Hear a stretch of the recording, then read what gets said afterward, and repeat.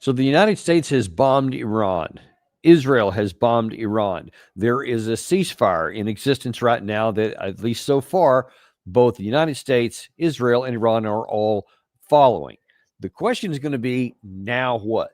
We talk about this a lot here on this channel that too few people actually talk about. And then what? Okay, so you use lethal military power. First of all, Israel did, and then the United States has. Too few and too inadequate are the considerations at the top before action is taken, and then what? And so now here we are, we're faced with the and then what? Because we attacked 3 nuclear sites. Israel engaged in whatever the number was, 9-10 days of missile and airstrikes between the two sides. A lot of stuff got blown up on both sides. And where are we now? So now that the dust has settled to a certain extent and everybody's kind of licking their own wounds and trying to figure out what's the next, are we any closer to peace? Are we any closer to any kind of resolution to the fundamentals that led to the conflict in the first place? I think the answer is pretty clearly no. But if you just listen to President Trump, you would get a very different impression. But when you look at the comprehensive situation altogether and listen to a number of voices, you come to a pretty clear conclusion that we are not really in a good place here. And when I say what is the outcome, what is the fundamental, the objective, if you use military power, you're supposed to, just by common understanding, have an idea where you want to go, what you want to accomplish. And it has to be something that is better for your side. And so work with me here.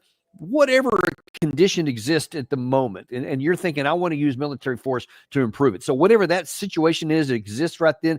If you're considering using lethal military power, you've got to be able to have a rational path that says, okay, on the other side of using that lethal power, the conditions are going to be better from my perspective. So they're here right now, and I want them to be better over here. And if you can't draw a line between those two and say, the prospects are good that's going to have this, then it would seem rational and logical that you wouldn't take that action. If you say, well, I don't know if it's going to be the same or maybe even worse, then I'm not going to take that action. And that, I fear, that mentality, that thought process I just talked about, I don't get the idea that that's being used in the upper echelons of either the Israeli or United States government. That is a big worrying concept, because what I see is, okay, we have the military capacity. We have B-2 bombers. We have GBU-57 bunker buster bombs. We can hit these targets. Let's do it. And then we'll see what happens. That's kind of where I think that we're at. And I'm talking about not just President Trump, but I'm talking about his senior military advisors, his senior generals in the Pentagon or in CENTCOM, as the case may be. I get the idea that they're not really thinking this stuff through very much. So let's take a look, though. Where are we? So first of all, let's get this from President Trump a few days ago. He was asked in a press conference, what is necessary to actually get to peace from here? Are you demanding not only that there would be no uranium production inside of Iran, but also that Iran would turn over all existing stockpiles of uranium? Well, we're a little early for that, but something like that, yeah, we'll do something like that. Let me say that I've been saying for 25 years, even as a civilian, you cannot let them have a nuclear weapon. And that's what happened. It's been obliterated. It would be years before they could ever get going. And I really think it's probably the last thing. They have to recover from a hell of a tough war. Would you also be demanding that the IAEA have full rights to inspect in Iran? Or somebody, yeah, or somebody that we respect, including. So, I mean, the first question there is, would zero enrichment and zero ability to have any kind of material on their soil, would that be part of it? And he goes, yeah, it could be, I guess. That tells you right there, he doesn't even know what he's shooting for. He doesn't know what the idea. That should have been determined before one bomb was dropped. What is our objective here? What do we want the other side to do? What are we trying to compel them or coerce them or use lethal military power to force them to do? Even that, as bad as that would be, frankly, is you're just using power to compel compliance, no matter whether it's honorable or not, or legal or ethical, etc. Even leaving that aside for the second, even if you're just using power politics, you should know what you're trying to accomplish. So now that the bombs have dropped, and now that we have a ceasefire in place, and what? Where do you want this to go, Mr. President? Because if you don't even know, yeah, we might do that. Maybe we will, maybe we won't. But there is no plan for anything involved. That's the problem right now. There's not even a plan. He just hopes this is going to work out good. And some of the things he says, oh yeah, they can't have a nuke program, and we've set them back for, a long way. What? They didn't have a nuclear plan. They didn't have a nuclear weapons program. They had the capacity. They could have gone there if they had made a decision to do so. And that's been going on ever since, about May 2018, when we had a plan in place that would have prevented all of that. All these things he's talking about doing here, there was already an actioned plan in place to prevent Iran from going to a nuclear weapons, which they said, by the way, since 2003, they weren't going after anyway. But now then they put this plan in place so that they could show that they're not to the world, that they're not doing it. They had inspectors. They had all kinds of intrusive inspection regimes, all that kind of thing, international people, in exchange for lessening of sanctions, et cetera, so that they could, continue to do business, their regime, whether you hate them or not. A lot of people do hate them for many reasons, many good reasons, in fact, especially among Iranian people. That's neither here nor there. We're entering a situation where we don't want them to have a nuclear weapon. So you had something in place, and then we destroyed it. We just unilaterally pulled out of it, and then literally point the finger at Iran for not abiding by it in the aftermath of us pulling out of it. So if you had something that constrained them to only 3.67% reprocessing capacity, and the amount of material they could have was very small, very low, very tightly controlled, a lot of it, the stuff that they had, because they had a bunch before, which was shipped out of the country, et cetera. So you had a lot of the things already in place that you're trying to get now. And you wonder why we don't have that. The problem is, well, there's many problems, of course, but you're almost in certain sense trying to go back to 2017 or 2015, I guess, when that deal was put in place. Well, then if you're trying to go back to that, why'd you get out of it in the first place? The obvious illogic of where we're trying to go is itself a red flag, because we're saying we didn't want them to have a nuclear weapons program, which they didn't have, and we bombed them and they didn't have it. So he said that set them back. Well, it probably has set them back to a certain extent, but that extent, it's kind of important. Trump claimed there that it was probably a couple of years. And he said, it's going to take him a couple of years to do that. Well, it's somebody who's been actually accused of being a lot pro-American and anti-Iran, by the way, and kind of has been accused by some as kind of helping to set the stage for some of these bombings that came up. Grossi from the IAEA, the Inspector General, he kind of had a different opinion than Trump did. They can have, in a matter of months, I would say, a few cascades of centrifuges spinning and producing enriched uranium, or less than that. But as I said, frankly speaking, one cannot claim that everything has disappeared and there is nothing there. So, of course, what he's talking about is the claim by President Trump that it was obliterated. Fordo, Isfahan, Natanz, all those were just completely obliterated. And without question, especially the above ground facilities were substantially destroyed, and it really hit. Under the ground, especially at Fordo, we don't know. Even the underground in some of the other places, we just don't know. We can suspect, but we don't know. Grossi himself has said that given the bombs that have dropped on top of that, it probably would have caused substantial damage underneath. But that's also a speculation, because he doesn't know how the bombs performed once they went under the ground. So once it left the visibility of that hole that you may have seen in some of the Maxar satellite imagery, nobody knows, to include Grossi, to include President Trump, to include, as I showed you in an episode a few days ago, even the Secretary of Defense. He even said, I don't know. Unless you go in with a shovel, you're not going to know, because it's buried under a lot of stuff. Well, yeah, no kidding. So that by definition means we don't know. We don't know how bad it's been set back, or if it's been set back at all, because it could be that you may have caused a lot of damage to, in the upper echelon of that facility, of the ground rather, but because it was buried so deep with this kind of attack in mind, it's also possible that there was no substantial damage to it, and it's just buried under a lot of rubble, especially from some of the exhaust vents, or from some of the entry tunnels, et cetera, which were also apparently hit. So that's going to cause some difficulty. But the question is, it may take you weeks, maybe even a month or two to get down there. But if you get down there and find out, okay, everything's still there, just like we designed it, then you're not that far ahead. The claim was that that they had spent. I'm sorry. So Trump is being told, and Grossi is certainly not the first one to say that maybe it was set back a matter of months. As you may recall, that's actually what American intelligence was leaked out, that also came to that conclusion from the Defense Intelligence Agency, the DIA. Some have gone back and said, well, that was assessed with low confidence, as though, well, then there's no intelligence. That means we don't know. Assessed with low in confidence, meaning that we don't have enough knowledge to be able to say it. But our best estimate is it's probably set it back no more than a few months. So it was intelligence. Whether there was other things that was said with a higher intelligence, higher confidence, we don't know. But we do know that at least an assessment was made based on what we can ascertain, that it was only set back by a few months. So that's consistent with what Grossi's saying there, and that was just yesterday.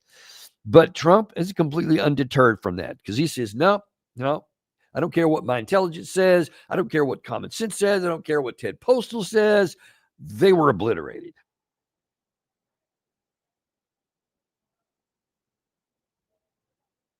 Gary, if you can run that clip. As you know, their sites were obliterated. They're very evil nuclear sites. They were, now has been proven. We had some fake news for a little while. I believe that, and again, time will tell, but I don't believe that they're going to go back into nuclear anytime soon. They spent over $1 trillion on nuclear, and they never got it together. And nothing was moved from the site, by the way. To do that is very dangerous. It's very, very heavy material. Those cars were most likely the cars of Masons, because they were pouring concrete at the top, at the hatch, as you know, the hatch going into the nuclear site. They wanted to reinforce it, and they had some Masons there pouring concrete. By the way, that concrete was obliterated. It hit exactly at the concrete. It was, I don't think it had a chance to dry, but everything's down there. It's under millions of tons of rock. Again, your own words, it's under 1 million tons of rock, which means it may not have even been harmed, because it was designed under 1 million tons of rock, so to speak, to prevent your bunker buster bombs from actually getting down there. We don't know if it worked. I don't know if it worked. So I can't say that it's been undisturbed. It's been partially damaged, no damage, utterly obliterated. I can't say with any confidence any of it. I don't have any independent knowledge other than to say it's plausible, if not probable, that the functionality still remains, because we showed you Ted Postal's view and his excellent analysis, which went viral, and now it's all over the world, where people are citing that as evidence of, this is what I can't say we know. This is what we suspect is very probable with how these missiles performed, is that once they went under the ground, that they were like sliced, they were cut, they were redirected by just the natural shape and the odd contingent of the granite they chose that place for that very reason. So we don't know, but it's reasonable to suggest that capability that far down was beyond the capability of even 2 or 3 of these things sitting in a row. But we'll have to wait and see. But to just flatly assert that it was set back, that it was obliterated, that's just a wish, folks.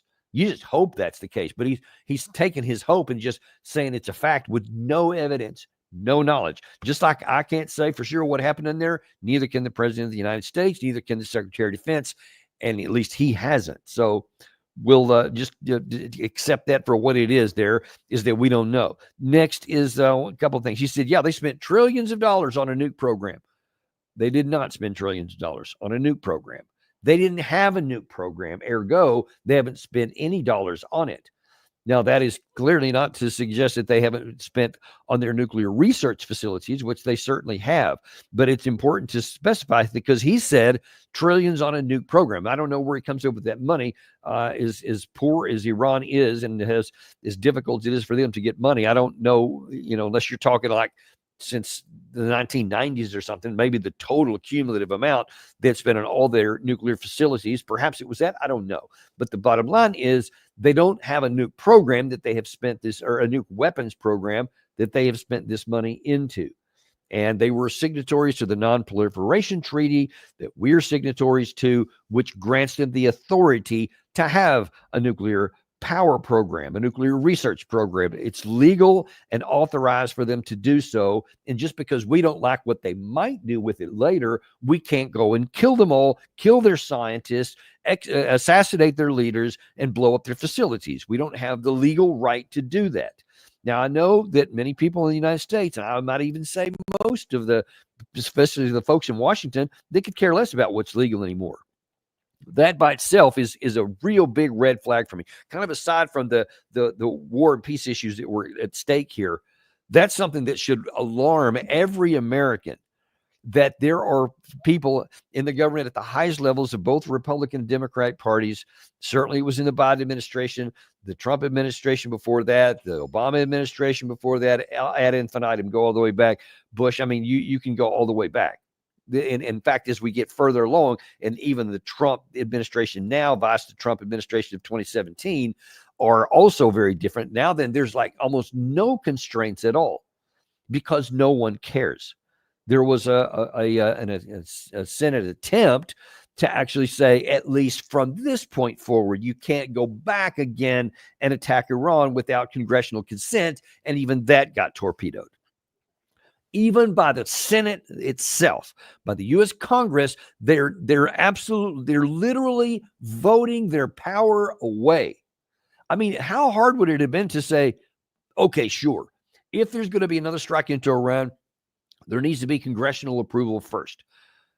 I mean, even if you wanted it, if you liked it, you thought it was a good idea, you could say, all right, we'll vote for that if it comes in. But no, they don't want to do that. They don't even want to have the capacity to rein in the administrative branch, the executive branch. They just want to say, no, you can do whatever you want to do. I mean, it's embarrassing, it's humiliating, and it's dangerous. Understand that. Back to the show here.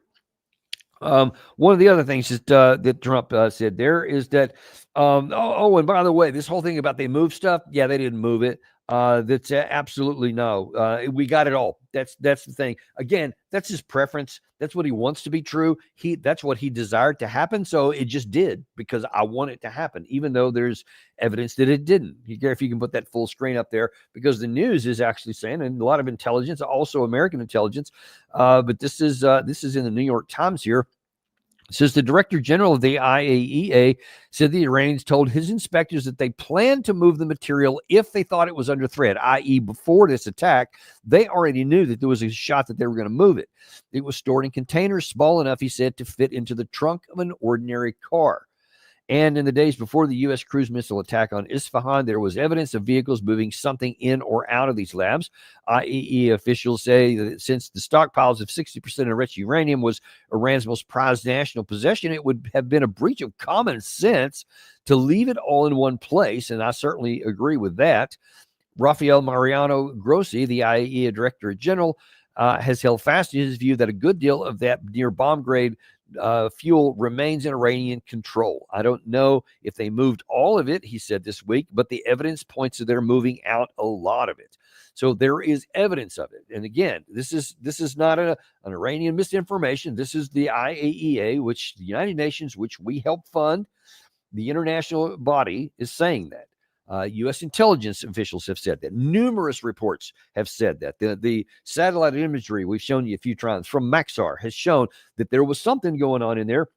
Now, Trump tried to just dismiss that in that last clip we played, where he said, oh, well, that was just guys putting concrete on. They were trying to block it.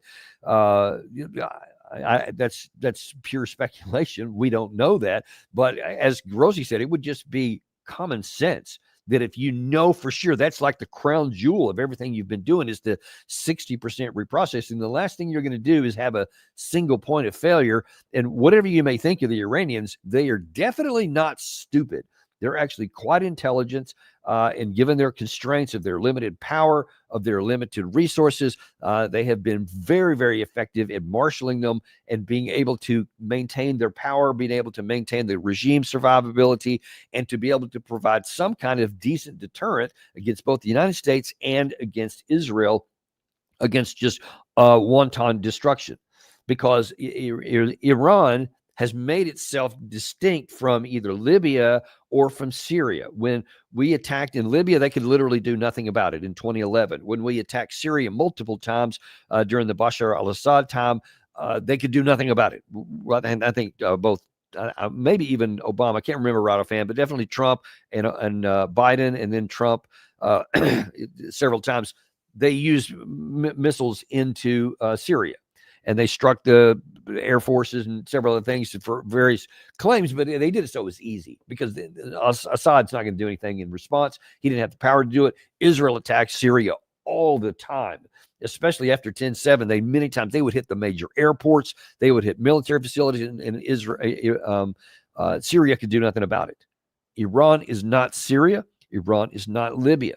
They can do something about it, and they have done something about it. And there is profound damage to the Israeli side since the open warfare started a couple of weeks ago. So that's a new factor in here that has to be taken into consideration. So if Trump wants to just say that I've succeeded because he just likes to put a happy spin on things, but then he doesn't go back and try to repeat something that would have a potential high cost on it, then I guess he can do that. But I doubt very seriously behind the scenes that he's going to continue to go forward with this and blindly go in and attack something else when he knows that Iran has the capacity to come back and harm Israel.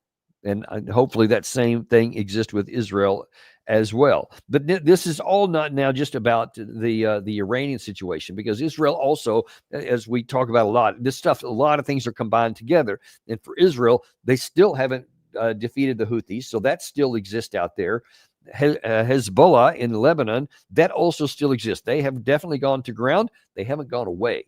And so they are still there biding their time, probably licking their wounds and preparing for what is almost certainly going to be the next one. Just like they did after the 2006 war, that led into another one later on. And there's no doubt that they're getting ready. So that hasn't been solved. It's just been put on pause. The situation with the Houthis hasn't been solved. It's just been put on a low level here. But the issue with Gaza, with Hamas, that hasn't even been put on pause, and that's continuing to go even as we speak. And Trump was asked about that at one of these press conferences as well. What is the status of a ceasefire for Gaza? How close are you and your administration to a deal in terms of Gaza ceasefire right now?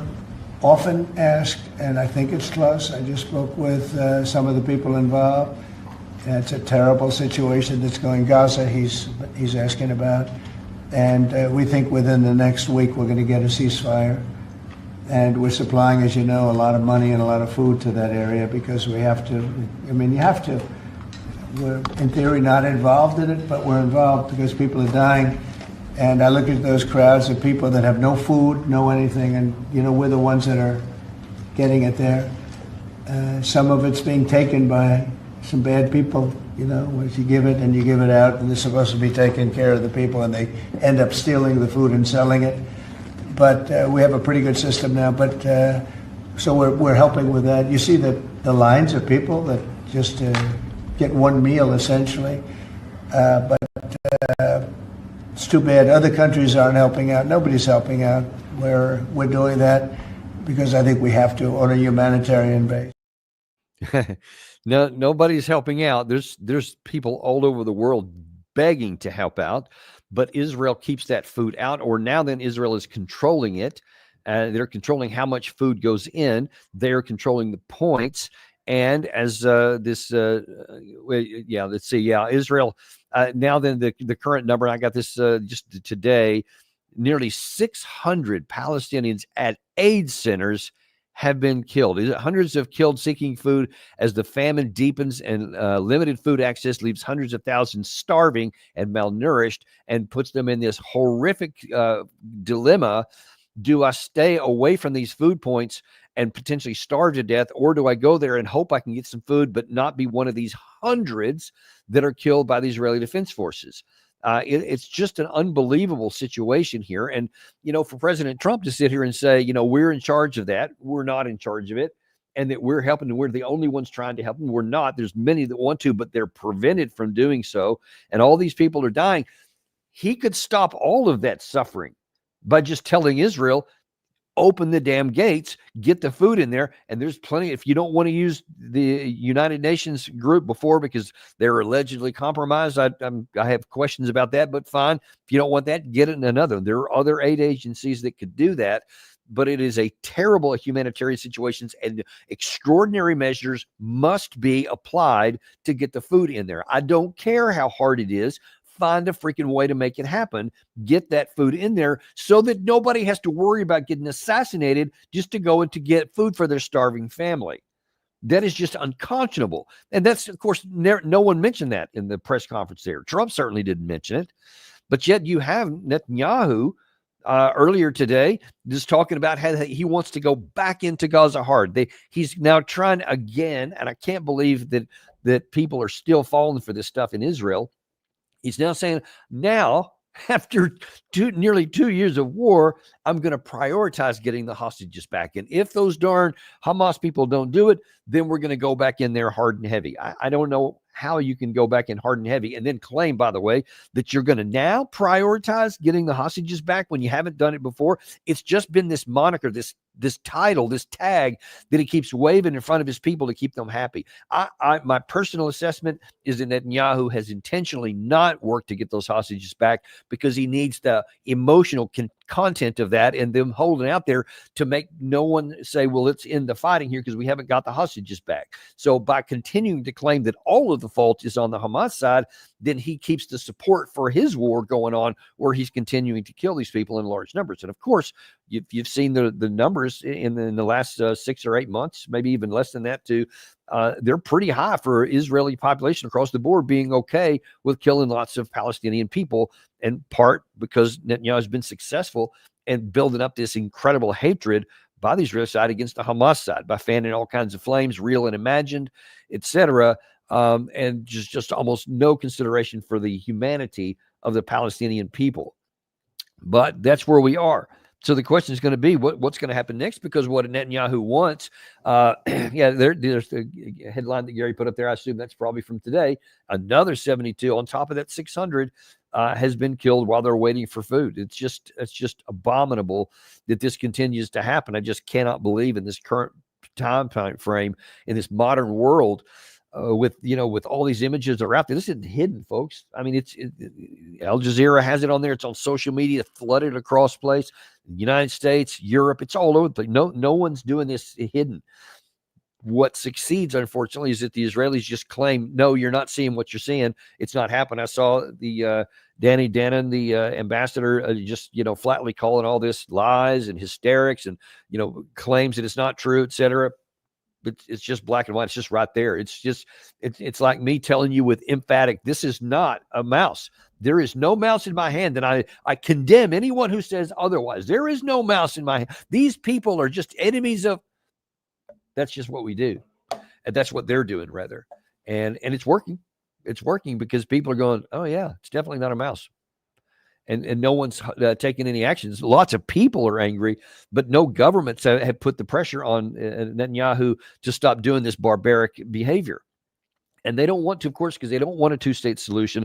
And at the same time, though, Netanyahu's saying he wants to go back to really pressing hard to get the Abraham Accords. He wants to spread that. He wants to have peace in the Middle East for himself, of course. But look, I don't know how they get past phase one, which is for the Saudi Arabia, because they're saying, yeah, look, we have a desire for peace in the Middle East. We're willing to go down and consider the Abraham Accords, but only if you solve the Palestinian issue first. And they have a path to get a homeland, and they have a path to have peace and freedom, a future and a hope. And until that happens, they're not going to have it. So Israel, on the one hand, just trying to kill its way to success in the Gaza Strip, and they're not succeeding. They're just slaughtering large numbers of people. And then on the other hand, they're trying to accomplish the unattainable diplomatically because they're not agreeing to the number one fundamental problem that many of the Arab regimes have in the region. Because I can't imagine any of the Arab regimes actually agreeing to an extension of the Abraham Accords without the Palestinian people being taken care of, because they wouldn't be able to survive in power, because their own domestic audiences, I think, would revolt if they did that. And they're certainly afraid of that. And that's one of the reasons they haven't done it so far. But right now, there's a lot of passivity among all of these. And we're talking European, we're talking Arab governments, certainly the United States, Israel, etc.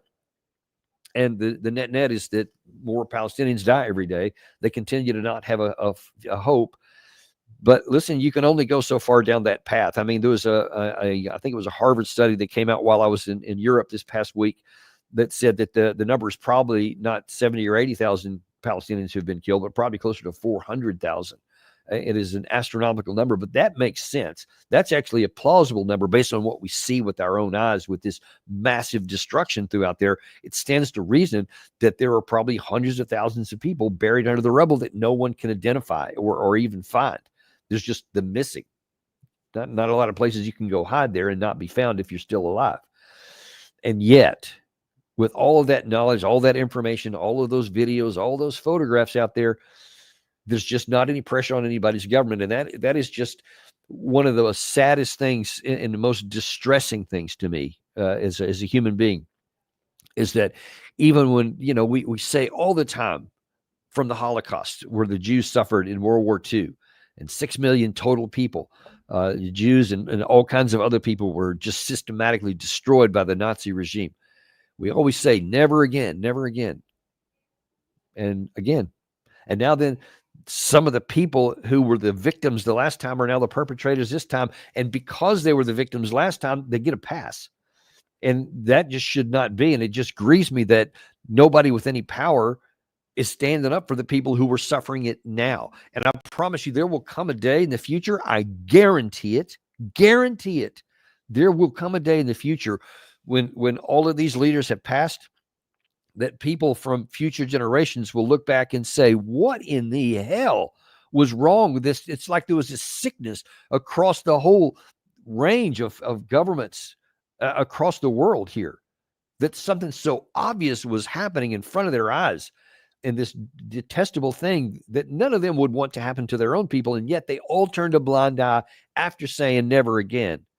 And they'll look with disgust on these leaders and their memories. And President Trump won't survive this either. Not his reputation won't survive this, because if he wants to set up a legacy, he's actually lobbying for a Nobel Peace Prize. And you could bring peace by coercing the Ukrainian side to acknowledge reality and bring that war to an end. You could definitely use the flexibility and the leverage of the United States, both in financial and military means, on Israel to bring this tragedy to an end. And you refuse to do it. You refuse to even acknowledge it. Peace Prize? I mean, that's just bizarre to me that it's going down that path. And that'll be viewed as such in the future. I don't understand all the dynamics, the emotions, and the group think and all that kind of stuff that's applying right now. We could probably do a whole series of shows on that.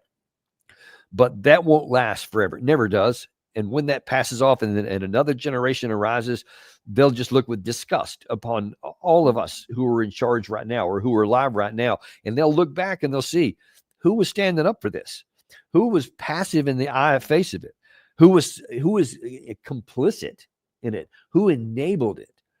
And they won't be very kind to the memory of those folks or their legacy. Everybody's so obsessed with the legacy.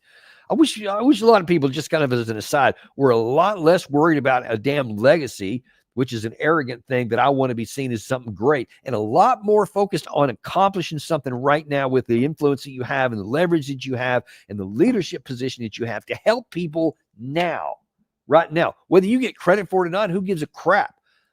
Help people now while there's still a chance to do so.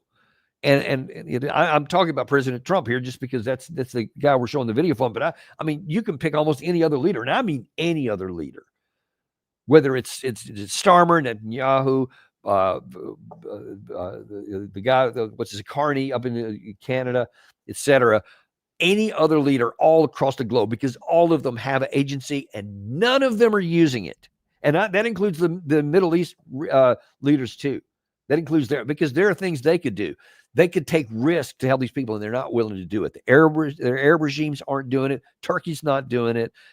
Europe's not doing it. America's definitely not doing it. Obviously, Israel isn't doing it. And these people continue to suffer every day. It is just heartbreaking to me to see. And I long for that day when whatever this blindness is that's pervading over so many in the world right now comes to an end, and we can finally bring this suffering to an end, and the shame and the humiliation that we deserve because we're earning it day by day. Thank you very much, folks. I appreciate you coming on today and watching this. Be sure and like and subscribe if you haven't, and we'll look forward to seeing you on the next episode of Daniel Davis Deep Dive.